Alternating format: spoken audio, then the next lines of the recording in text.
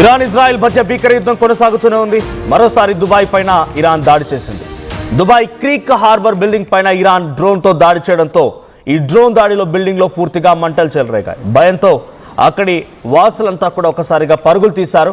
So ఎటువంటి emergency అంటే అక్కడ జన సిచ్యువేషన్తో ప్రాణ నష్టం అయితే వాటలేదు, కానీ మొత్తంగా బిల్డింగ్ మొత్తం కూడా మంటలు చెలరేగినట్టు తెలుస్తోంది.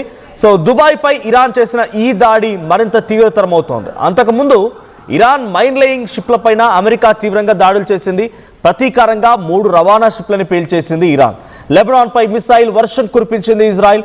అయితే ఇజ్రాయెల్ పై డ్రోన్లతో విరుచుకుపడింది హెజ్బుల్లా. రోజు రోజుకి ఈ యుద్ధం మరింతగా తీవ్రమవుతోంది. భారత్ ఎల్పిజి గ్యాస్ కష్టాలు మూతపడుతున్న హాస్టల్స్, హోటల్లే మనకు దర్శనం ఇస్తూ ఉన్నాయి. అయితే విమాన రాకపోకలకు కూడా తీవ్రమైన అంతరాయం కలిగింది. సో ఇరాన్ నిన్న పెద్ద మొత్తంలో 3 యుద్ధ నౌకల్ని పేల్చేసింది.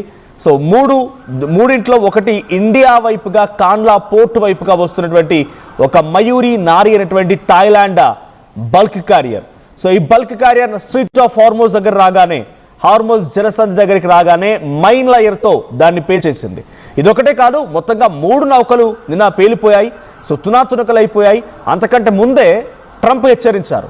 16 మైన్ లయర్స్ని పేల్చి 20 యుద్ధ నౌకల్ని పేల్చి ట్రంప్ ఇచ్చిన వార్నింగ్ ఏంటంటే ఇరాన్కి, మీరు వెంటనే మీ మైన్ లయర్స్ ఎక్కడున్నాయో మీ అంతటా మీరే డిటెక్ట్ చేసి వాటిని డిస్మాటిల్ చేయండి, అవి పేలకుండా చూడండి, లేదనంటే మీరు పెద్ద మొత్తంలో యుద్ధాన్ని తీవ్రతరం చేసుకుంటూ ఉన్నారు, అనవసరంగా మరింతగా నెక్స్ట్ లెవెల్లోకి యుద్ధం వెళ్ళబోతుంది అన్నట్టుగా ట్రంప్ హెచ్చరికలు జారీ చేశారు.